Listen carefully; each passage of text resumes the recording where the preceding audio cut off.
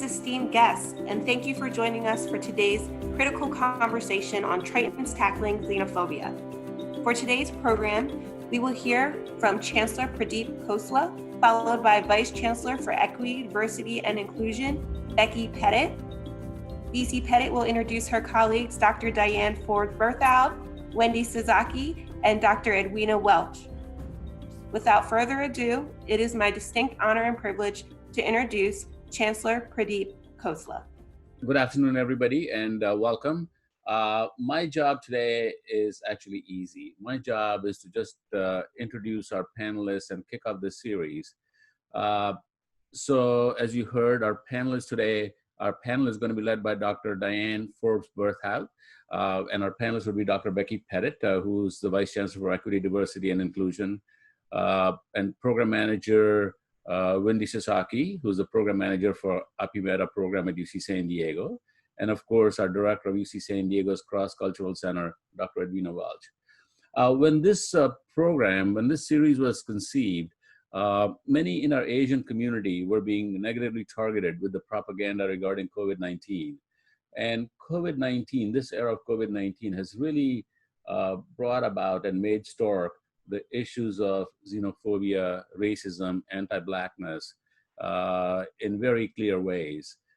And I just want to emphasize here that this series is extremely important.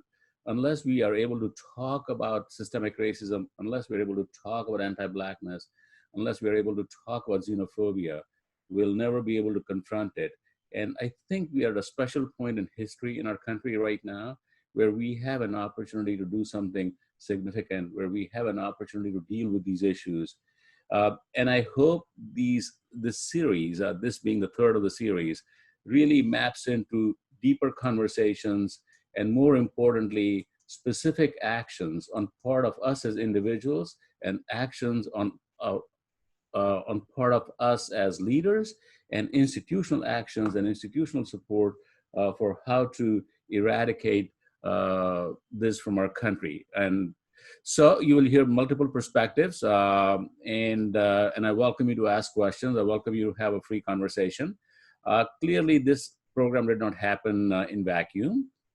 Jeff Belk, he's the president of Alumni Board, and I want to thank him for his leadership, and he's been part of building this program series. I also want to say a thank you to Dr. Kimberly Phillips Bone, who will begin her tenure as president. Welcome, Kim.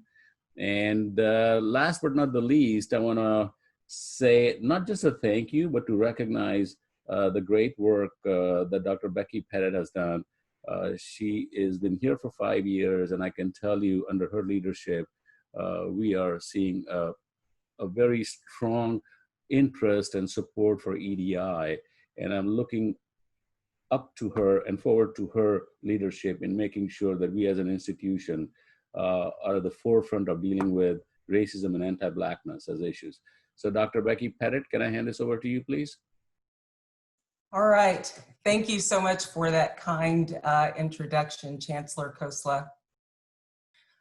The mission of my office is to provide leadership, build capacity, and forge partnerships to create a diverse, equitable, and inclusive campus in which all students, faculty, and staff can thrive. There is an unacceptable rise in hate, racism, and violence in our country today. And when it shows up on our campus, it is our collective responsibility to respond rapidly, to reinforce our expectations that we have for our community of scholars, to reinforce our principles of community, and to hold each other accountable for maintaining a welcoming teaching and learning environment. Today's discussion will focus on the topic of xenophobia, the fear, hatred, and exclusion of others based on the idea of foreignness. We'll also talk about what it means to be an upstander, someone who interrupts, intervenes, and stands against injustice. To guide our discussion today, I'm going to turn this over to my good colleague, Assistant Vice Chancellor, Dr. Diane Forbes Berthoud. Thank you, Vice Petitt, and good afternoon, everyone. I am pleased today to introduce my colleagues who will be panelists with Vice Petitt. from the Office of Equity, Diversity, and Inclusion to discuss and help us to address this very important topic. Dr. Edwina Welch is a Campus Diversity Officer and Director of the UC San Diego Cross-Cultural Center. She's one of two originators of the LEAD Fellows Program, Leaders for Equity, Advancement, and Diversity at UC San Diego. She's presented at the National Conference on Race and Ethnicity at Harvard College, Washington University, and several California community college districts. Her research areas include social justice, leadership, organizational capacity building, and cultural competence. Dr. Welch received her BA in Communication Studies and Business Administration from California State University, Sacramento, her Master's of Science in Higher Ed Administration from the University of Oregon, and her doctorate in educational leadership from the joint doctoral program between UC San Diego, San Diego State University, and California State University, San Marcos. Windi Sasaki manages Asian Pacific Islander Middle Eastern Desi American APIMEDA programs and services.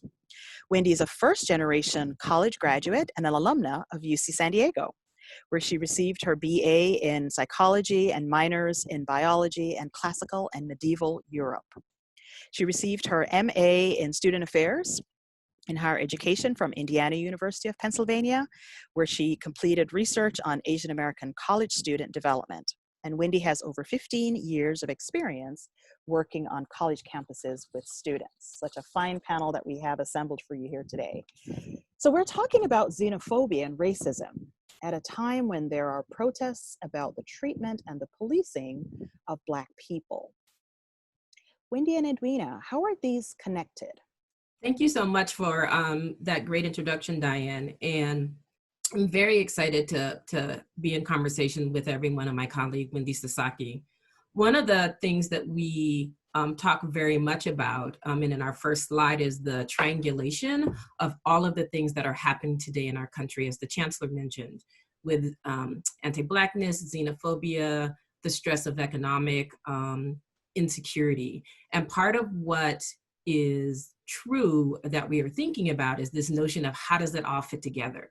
Each of our communities have a distinct experience in the United States, historical and current, and those things fit together quite differently. So the idea is for us to begin this conversation and this dialogue around where are our intersections around anti-Blackness and xenophobia, and what we can do about that. So I'm excited that we're able to kind of dig a little deeper and have all of us grow in this area.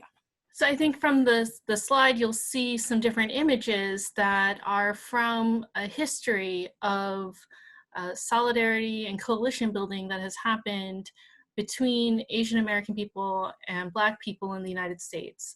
And I think that sometimes these things get forgotten. It seems to be a thing that folks choose to pick when they want to talk about that or when they don't, and how they hide those things. I think in the current slide, you're seeing some representations of this idea of racial triangulation.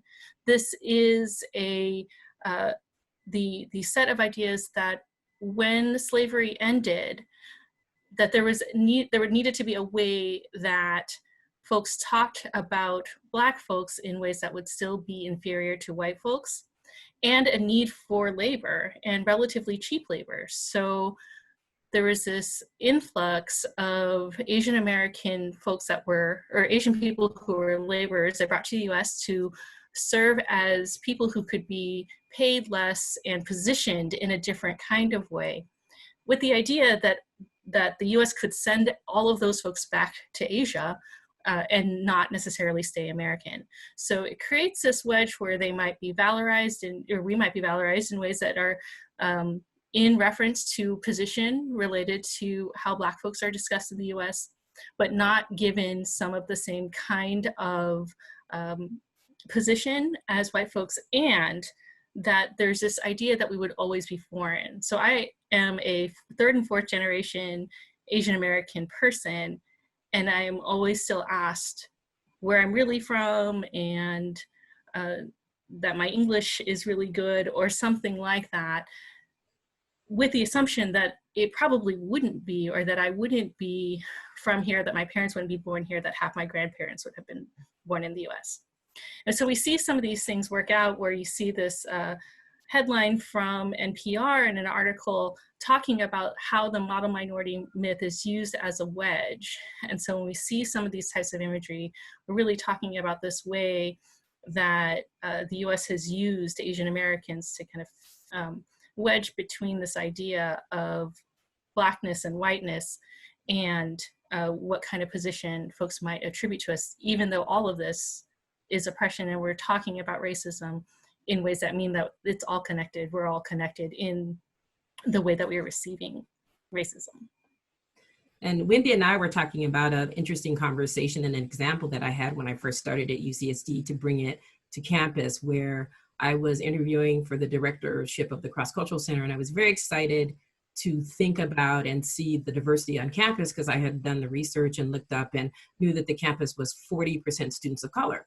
So I remember getting to campus and being very excited to talk with people about this idea of the kind of coalitional work we were going to be able to do. And people talked with me about the campus being a predominantly white campus. And for a few conversations it was a little bit difficult to find out sort of where that was coming from until I realized that what was happening is, along with this wedge issue and this idea of the who belongs and who doesn't, that in some cases our Asian Pacific Islander students and Middle Eastern students, in many people's mind, were being counted as white or white adjacent, as some folks say. So it's this idea that, as Windi was talking about, when we're thinking about how these identities, anti-racism, anti-Asian racism play out, they're structural in many ways. And so it's an example of that idea of the wedge that sometimes happens when we're talking about oppression, access, and other topics in that area. Thank you both. Such an important introduction and laying a groundwork. But could you tell us what exactly is xenophobia? Yes, so we looked at dictionary.com, right? And so the definition there is that xenophobia is the fear or hatred of foreigners, people from different cultures or strangers, or the fear or dislike of customs, dress, etc., of people who are culturally different from oneself. So this comes from Greek, of xeno meaning alien, strange, or guest, and phobia meaning fear. So when we're talking about these things, that this is a general kind of notion about anybody who might be different than us. Thank you. And could you help us explore the connection between xenophobia and anti-Asian racism?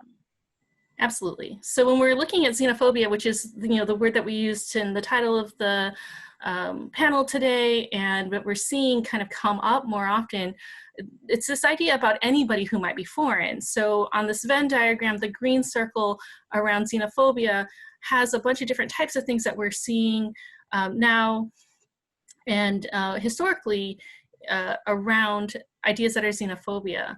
And then what's happening right now around COVID is that we're seeing anti-Asian racism, and the places where those things overlap are the things that we're seeing now. So there might be some things around anti-Asian racism that are not necessarily xenophobia, although maybe they are connected around the idea that everyone is from one place in Asia, rather than being a really diverse continent of people that have a lot of different cultural, language, and identity histories in relation to one another and to the US. And there's certain kinds of ideas that have been brought together that are maybe for xenophobia that are not connected necessarily to Asian American identities, like the border wall that has been discussed as an idea of xenophobia, right? So where these things overlap end up being some of the things that are a little bit in the racial triangulation slide from earlier around this idea of being always foreign, that there's this idea of being a model minority or having some valorization in relation to other racial groups. And then there's some other things that might overlap with each other and with other types of identities, like a Muslim ban requiring all communication to only be in English in the United States. And then connecting diseases to locations. And particularly when we're talking about that, this isn't the only type of disease that has been connected to a location. And this happens so much so that the United Nations has provided some guidance that says you really shouldn't name or refer to any kind of disease from a location. It doesn't necessarily affect those folks, and it is having a different negative racist relationship with folks when a disease is being called by a location.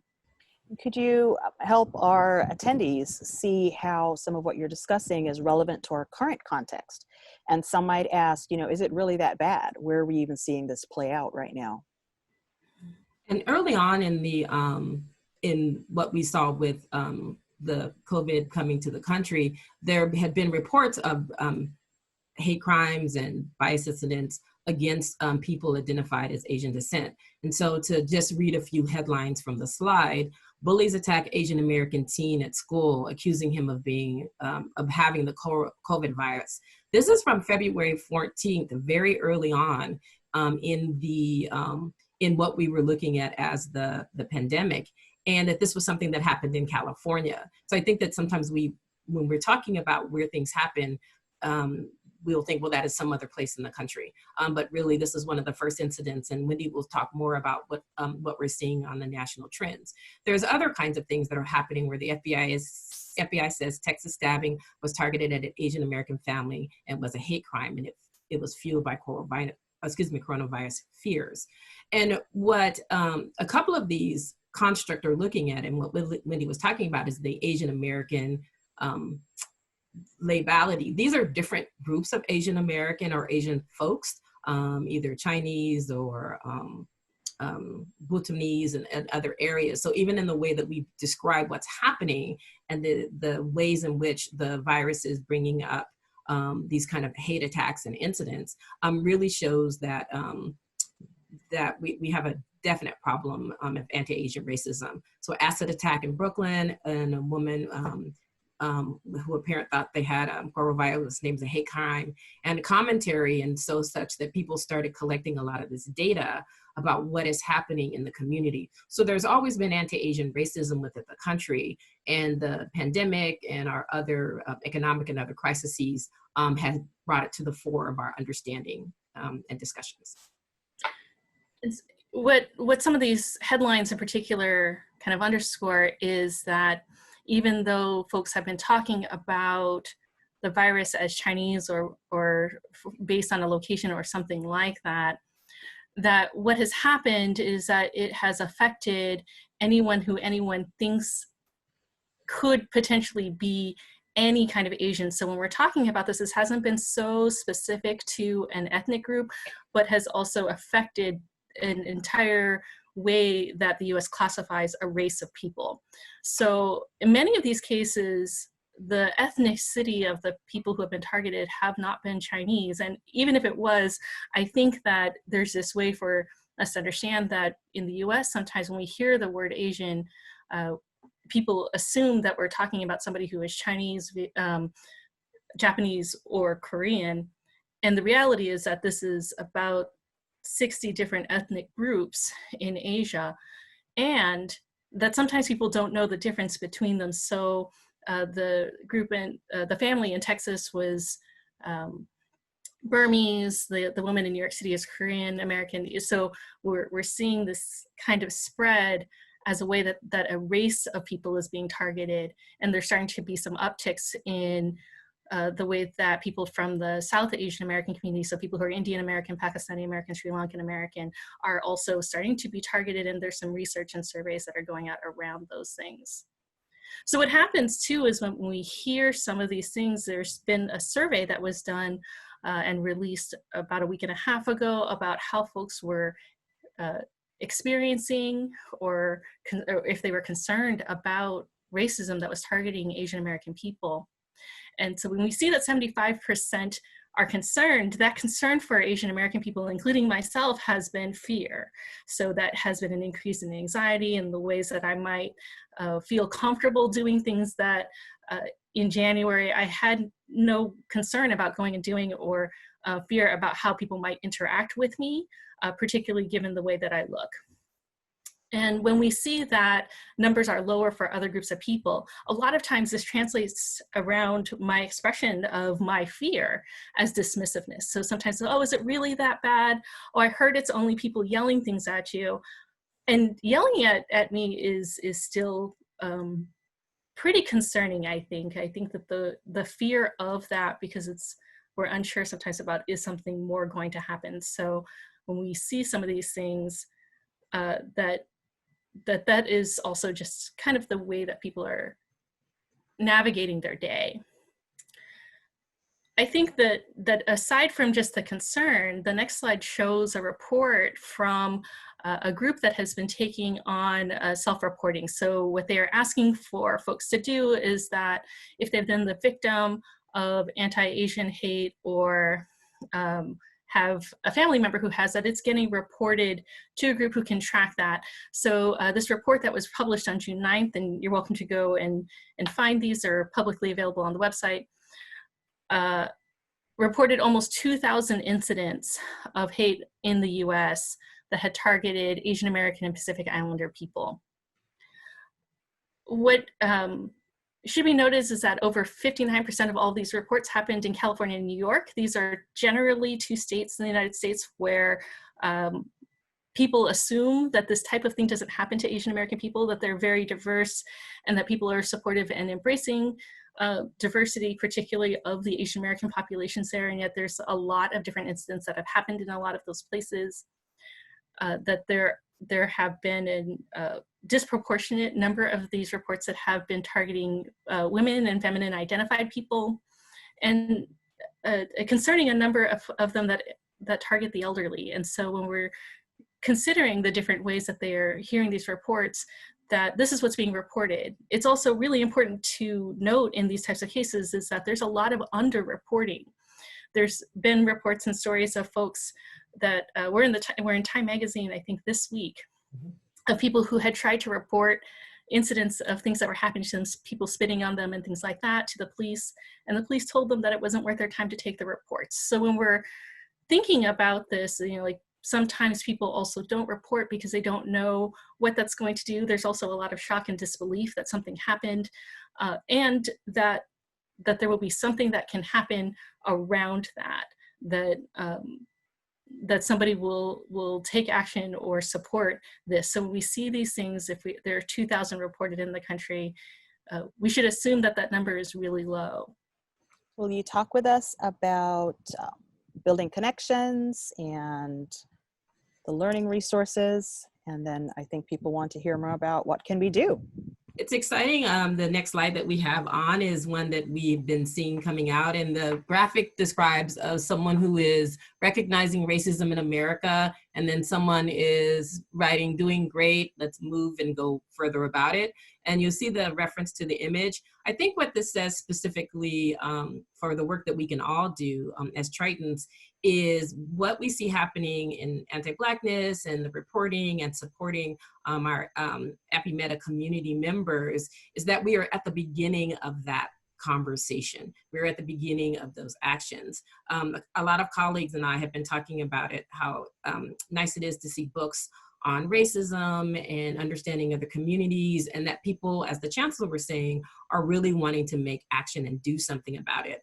And what it's going to take, I think, is us, along with taking those initial actions of the book clubs and the social media posts and reading and understanding, is to really make a direct commitment to going forward in the best way we can with our own strengths about how we're going to make things better. As the graphic shows, we're at the beginning of what is going to be like systemic and structural historical change, and all of us have a role to play in that. So I think this graphic is really apropos to this idea that we're getting started and we want to get started together.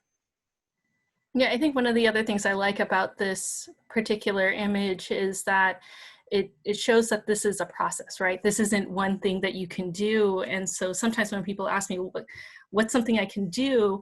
This is really about a process. There isn't a prescribed way that we can move forward. There's a lot of different things that we all need to do and that we all are comfortable in doing. So on the next slide, what we'd like folks to think about is what role they can take that suits their style. The image is from a coalition builder named Deepa Iyer, and there's a link to her work there where she talked about there being 10 different types of roles that are necessary in creating movements that are going to move towards sustainable change that center equity, liberation, justice, and solidarity. So I think as we're thinking about that and the different roles that people take, it is unreasonable and unnecessary for all of us to take on all 10 roles, but picking the one that we need and being in part of a solution with other people who can take on those other roles so something moves forward. Regardless of any of these roles, I think the reflection questions that she's asking us to consider in this are really important. So how are we considering what our values are, how I can be aligned in a relationship with my values, what are the needs of the community, and that how does that anchor me and how I'm moving these things forward, and what can I offer my full energy to? I think when we're thinking about trying to create change, the image also showed people being tired, and that's reasonable. And we're looking at the places that we can find the energy to continue to climb, to continue to make change, because it's going to take a lot of energy from us in order to do that. So I encourage you to find this. It's pretty readily available. There's a link when you receive the slides to review this and see if this is something that resonates with you in finding a way to move forward. So the next slide shows a thing that happens as an upstander when we're thinking about what happens when in the moment you are experiencing something happening or witnessing something happens. I know that for me, if somebody is saying something to me or doing something to me, there's initially shock. It's usually not something I expect to happen, right? And then after kind of that shock, I'm usually looking around kind of, is this happening? Do other people see this happening? And do the people around me agree with the person who is saying this stuff to me?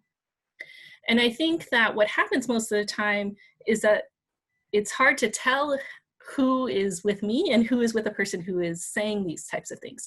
So when you're experiencing these things, this is from the same site that has been collecting the reports about hate.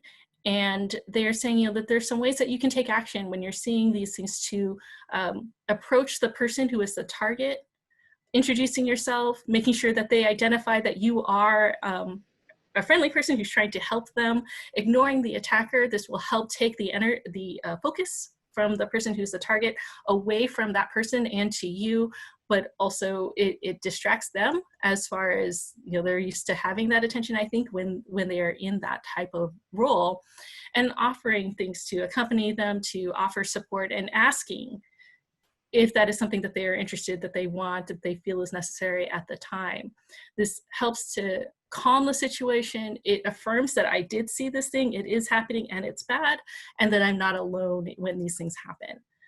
So the site has some other types of information around what you can do, how you can help folks who might be experiencing hate, and so there might be some other things to explore there as well.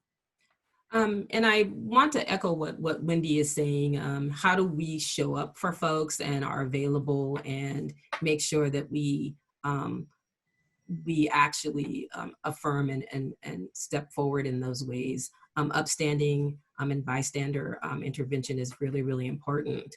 The next level of that as well is this idea of what kind of building connections and community are we trying to do? And I think there's some differences in how we want to think about this to tie back to the roles that we can play and then how to be an upstander. And when you think of this idea of community and that we are creating a feeling of fellowship and understanding of one another and the people near you, what we're hoping that we can move towards is sort of action and feeling, meaning that we are in solidarity with groups, that we understand their histories, we understand and see them. And sometimes when they're not in the room, we're also speaking up and making sure that folks know that we care about communities. So that solidarity piece is feeling and actual, and it's mutual support among people. And ultimately, what we hope we get is to coalition. And that is an alliance where we combine that action with support for the common goal or need. And we sometimes, depending on sort of our own background and how we're growing, like the slide showed, we might be in community and solidarity and going back and forth. And what we hope with this talk and other talks that are going on in the future and your own personal work, that we are building to coalition, an alliance that creates a combined action and support for the common goal or need. Feeling is good and feeling in action is good. As the Chancellor stated at the top of this, how we're going to get to institutional and structural change around anti-Asian racism and other forms of oppression and structural barriers is through this idea of coalition. So taking all of those pieces and all of those efforts and taking on the role, whatever that may be, whatever our strength is, whatever that 100% full energy is, to build towards a coalition is ultimately the goal. Yeah, Edwina and I talk all the time about how some of these things also require us to listen, that is an action, but also how are we using what we're listening to reframe the things that we thought were the right way to go, because we're hearing people tell us something different. So part of that coalition building is the ability to go, I thought this was the way that was going. I'm hearing you say that you're experiencing something different. How does that change the way I think we need to move forward? Because the goal is that we are working together and we're combined in this idea of moving something forward to create something new. So we'd like to leave also, before we open the Q&A, with some additional information. There's been a lot of work that folks on campus have been doing to create some learning resources for folks to find places to learn more, to gather and to engage with other people. So there have been some new pieces of information that have been put together through the Office for Equity, Diversity, and Inclusion that are new on the website. And so we encourage you to go and visit those sites. And some of our colleagues in the campus community centers and programs, including our offices, have some different information on our sites that will give you some different types of information, either specifically about this topic, about anti-racism, education generally, or other things that might be affecting our communities.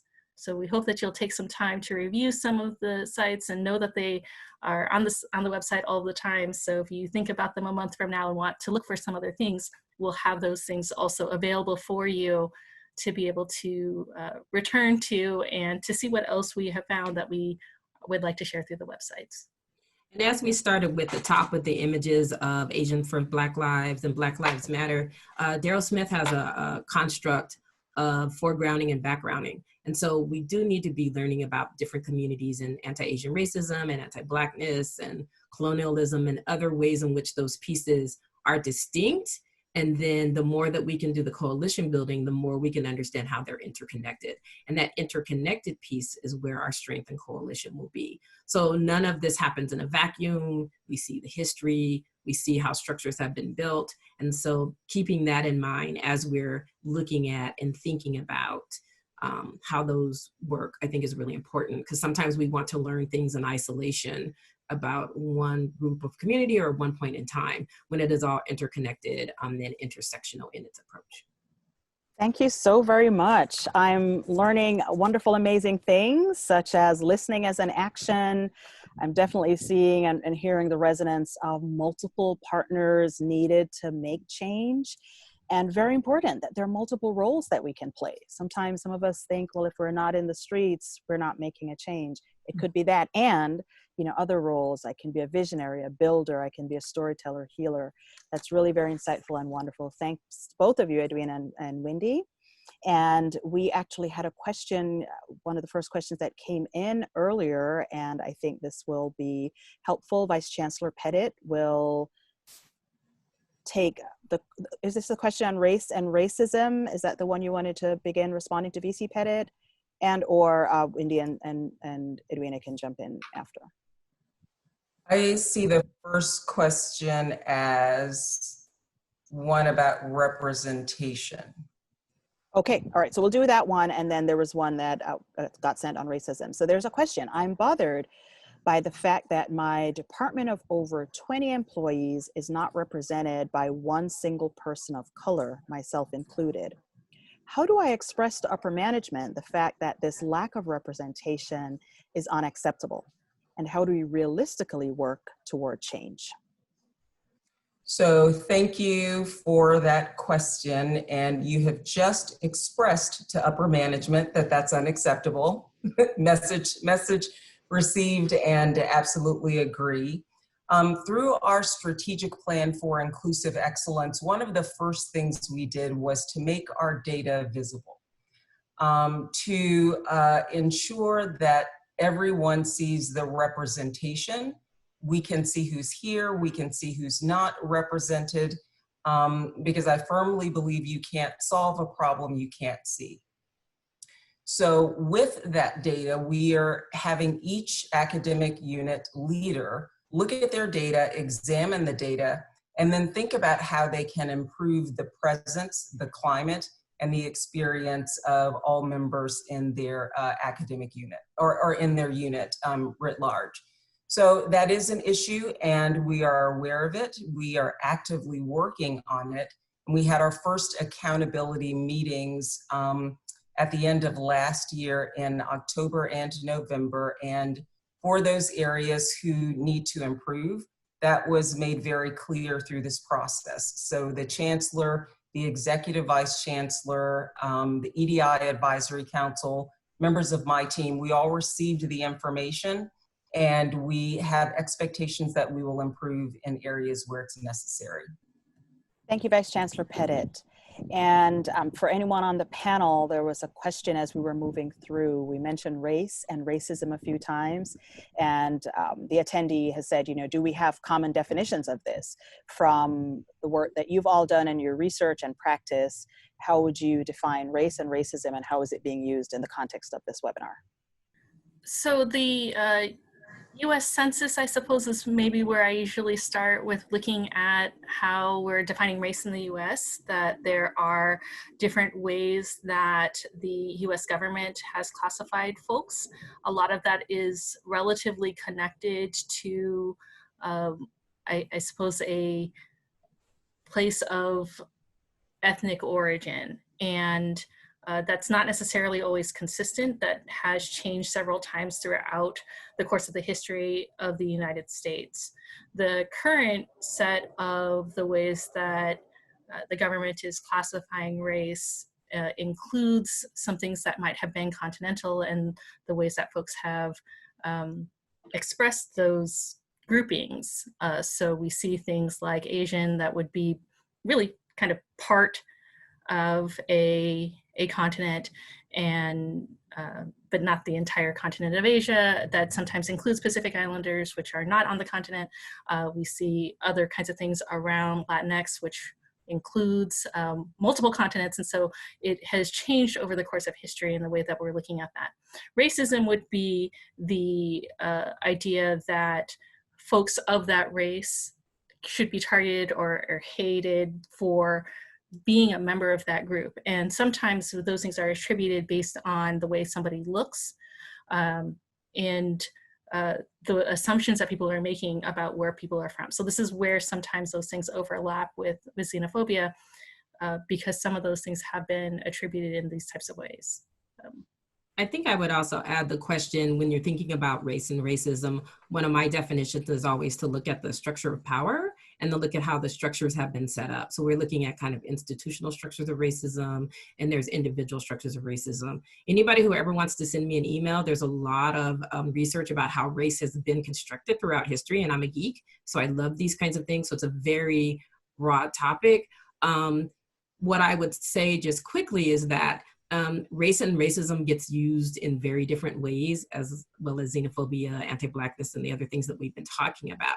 So one has to slow down and be clear about what it is we mean by race and racism, because it triangulates individually, community, collectively, and structurally. And so there will be another webinar, the next one, and we'll be diving into some other structural pieces.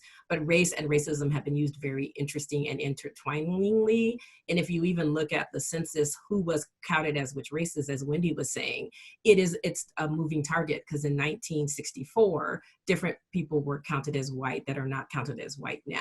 So it's not something that, I mean, sometimes it's used structurally, economically, from a census perspective, to do other kinds of things. So that's a broad question. And like I said, I will definitely chat with anyone who wants to go deeper, because it has a long history and how it's been used from Enlightenment around how we talk about these things.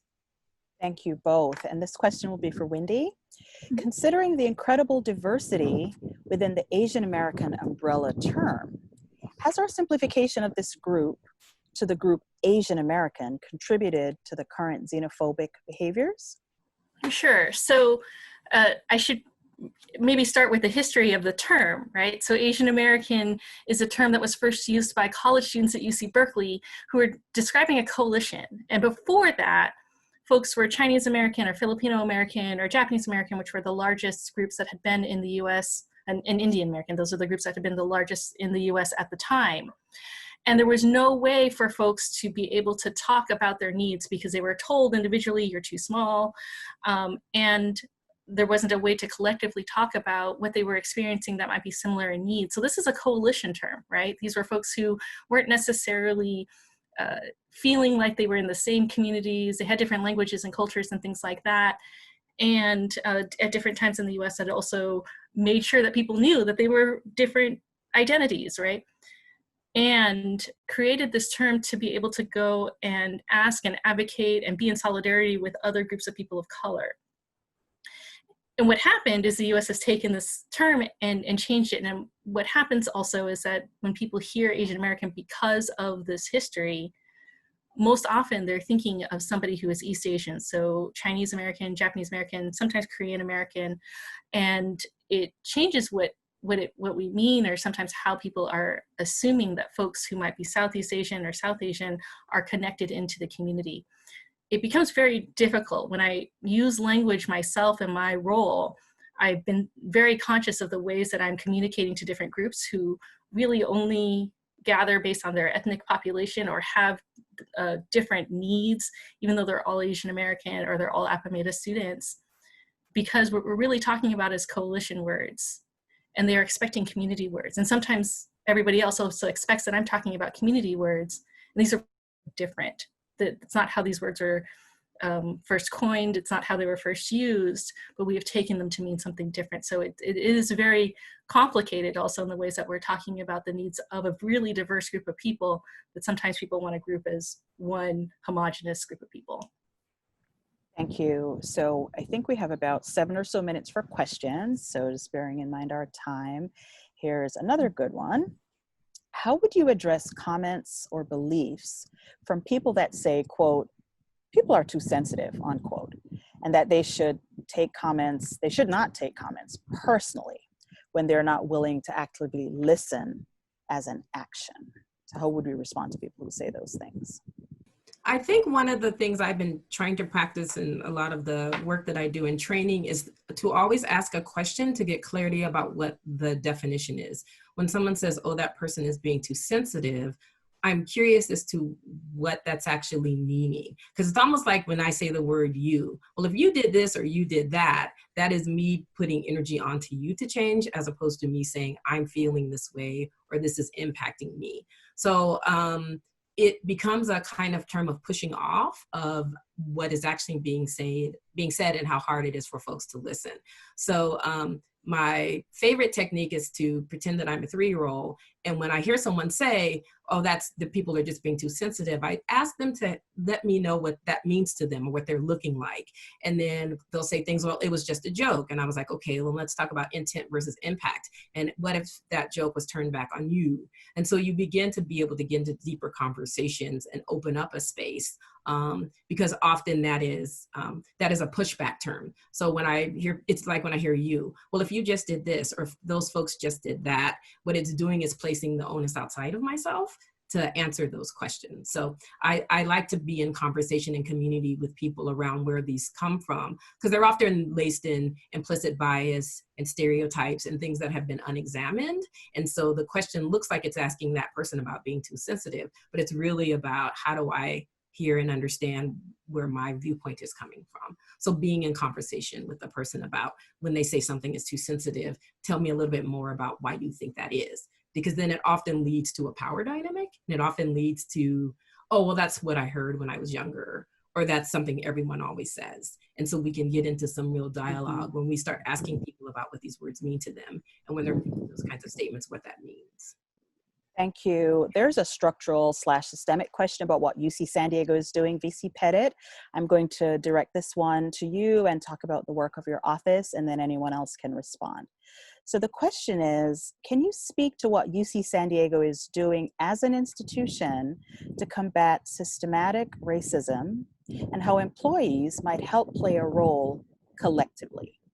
Thank you for that question. So this is an ongoing effort.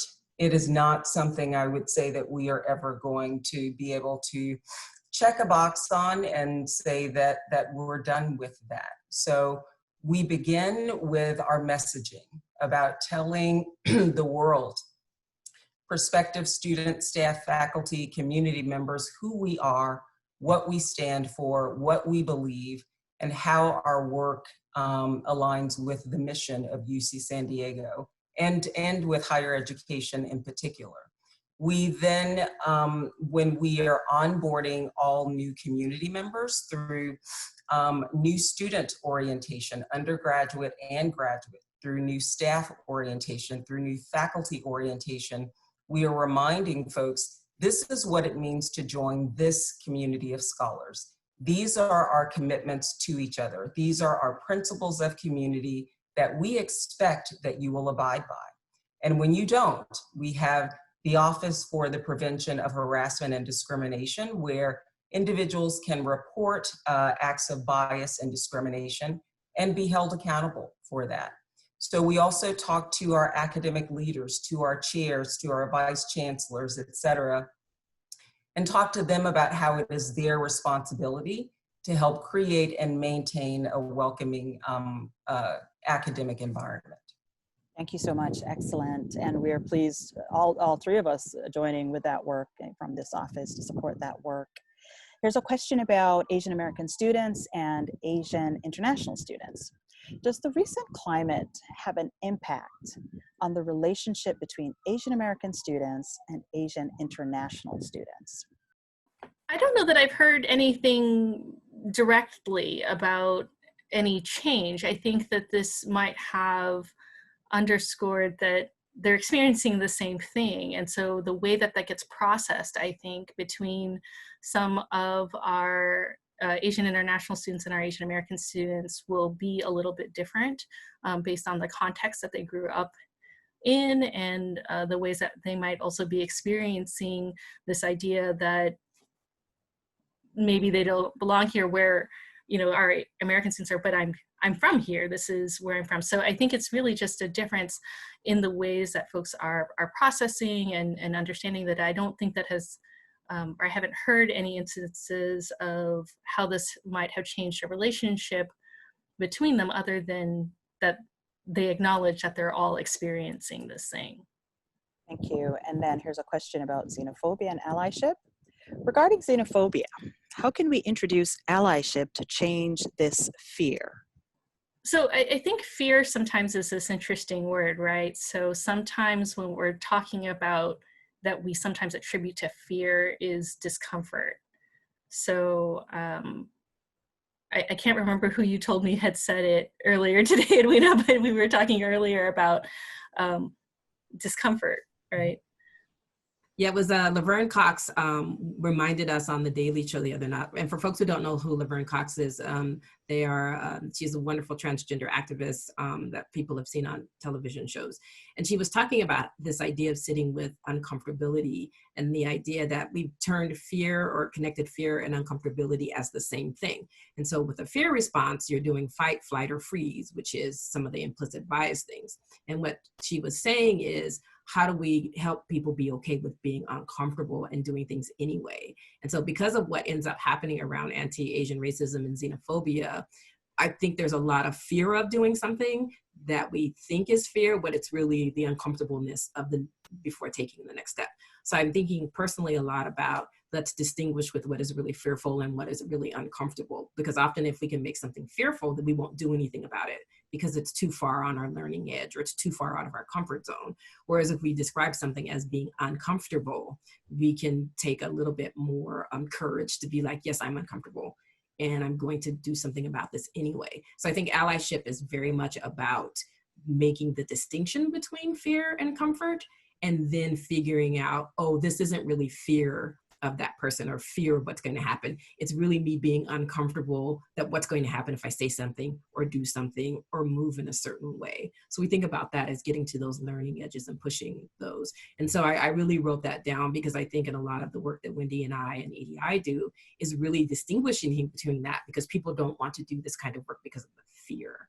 Whereas what's really might be happening is they're uncomfortable, and that uncomfortableness is a particular kind of privilege that all of us sit in, that in this current moment, moving out of that and naming that, I think is going to be particularly important. Right, and as we think about things that we've learned, we've been uncomfortable at first, right? So I was sharing that if you're learning to play the piano and you sit down at the piano and you don't know where any of the notes are, how to read any of the music or what it's supposed to do, it's really uncomfortable to kind of try. And as you do it more often, you become more comfortable with it. And so you can expand the ways that you do it and that you are playing. And so when we're looking at that in different kinds of situations, we have to start somewhere. We have to understand that folks are learning this, that if it's uncomfortable, then we need to encourage rather than have folks respond with fear, and then help folks kind of figure out the ways that they want to grow so that they'll learn more skills and be able to do this differently in the future. Thank you. So given our time, we have 2 more questions for all of our panelists. And the second to last question is, some countries in Asia are not getting along well. For example, Korea and Japan. How are those conflicts among Asian countries impacting the effort in the US to bring together all Asian communities for common goals? I think that's something that has happened in the US for centuries, really, in the ways that people are connected to the way that colonialism has happened in Asia between different groups. And so there's some different ways that sometimes when I'm talking with students or with my colleagues and things like that, that we're explaining that, yes, these are parts of the history, and there's ways that we are all differently experiencing the US and trying to build some of those connections. There's also differences in the ways that, because of our immigration histories, that we have understood that. So when people are telling me something that happened between certain groups of people in Asia, and my family was all in the US at the time, I'm like, I didn't know some of that history. It's not things that we learn. And how are we connecting that, yep, that's a horrible thing that happened. I might look like someone you think did those things. And how are we moving forward now that we're all here trying to create environments where we all feel comfortable? It can be a challenge depending on where folks are with that, how people are understanding that, and then also how they're learning some of our different histories in the US. And it takes some different kinds of work for us to kind of come to what some of these common understandings are. Just quickly, one of our colleagues does research on this and has a term that she has coined called differential inclusion. So Dr. Yin Espiritu, if you're interested in how these conflicts that you mentioned play out in a US context, Dr. Yin Lee Espiritu, differential inclusion. Thank you. And then our final question for our panelists. What are your hopes for the future? So I think that what I have seen, and this maybe at least was a little bit implied with some of the ways that Asian international students and Asian American students have experiencing, is that what has happened across some of the ethnic groups within Asian American communities is that as they're seeing things happen, or they're hearing things happen with some of their friends and some of the other people in their groups, that they have been thinking about ways that they can support each other. If folks are afraid to go to the grocery store or ride the buses together, that they have been finding ways to do that together, finding ways to connect and build some systems for support. Some of these things aren't things that I don't think they would have done otherwise, except that there is now this way that this moment has meant that people have checked in differently. And while there's still a lot of fear and there's still a lot of things that I think folks are experiencing, they are seeing these things happen. They are watching some of the other anti-Blackness and ways that that students who are Black are experiencing the world, and they're seeing that as a way to need to support. And so this is, I hope, something that sticks in the way that they are coming together and understanding the relationship that they have with one another differently. Thank I you. would Next echo what remarks? I would echo what definitely what Windi has said. The thing that gives me hope is to see the Multicultural Coalition being able to be in solidarity with different communities and in coalition with one another, and taking that step of discomfort and starting to name what people had been saying and seeing. The biggest thing is, I think now that sometimes when groups are saying things are happening to them, folks are believing them and not saying it's being too sensitive, or not saying it's just in that one town or with these one bad group of people. But we're starting to see some of the ways in which these things are systematized, and that people are stepping up to say that we would like a different world and we want to work for that different world. And I want to actually echo what has been said by my colleagues as well. I am both devastated by this moment, but also energized, inspired, and really deeply focused on the work. I'm grateful for the visibility of the need for this work. I'm grateful for, as has been said, the multiracial coalitions that we've built. And so the awakening that is happening in this country right now, it's more than a moment, it's a movement. And it's a movement that has momentum that is really a force to be reckoned with. So I'm inspired, I'm hopeful, and I'm grateful that we are talking about liberation. Thank you so much. Over to you, alumni. Thank you all so much. I wish if we were in person, I'd say, let's give you all a really loud round of applause, because this is just so needed and such a great conversation. But thank you for your leadership. Thank you for your insight. And thank you for encouraging us to be better and do better.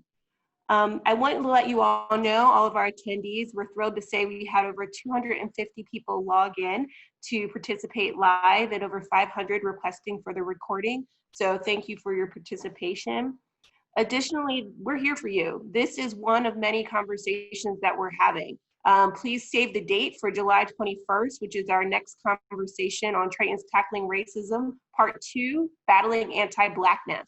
So that's an opportunity for you to join in. Additionally, we are working on several resources, including supporting a movement for racial justice that you can get more information about by visiting the link below, which will go out to you in an email following this program. And last, I just want to say thank you for taking time out of your busy days and your schedules and joining another Zoom, I'm sure of many, to be a part of this conversation and a part of finding a solution. You guys are incredible, so thank you so much for your time. Again, please log in, follow with us, and we will be sending you more information on how you can connect, not only with us, but with each other to continue this conversation. Join an affinity group, volunteer your time, talent, or treasure, and be a part of the solution. Thank you to our panelists. Thank you to our attendees. Have a wonderful rest of your day. Go Tritons.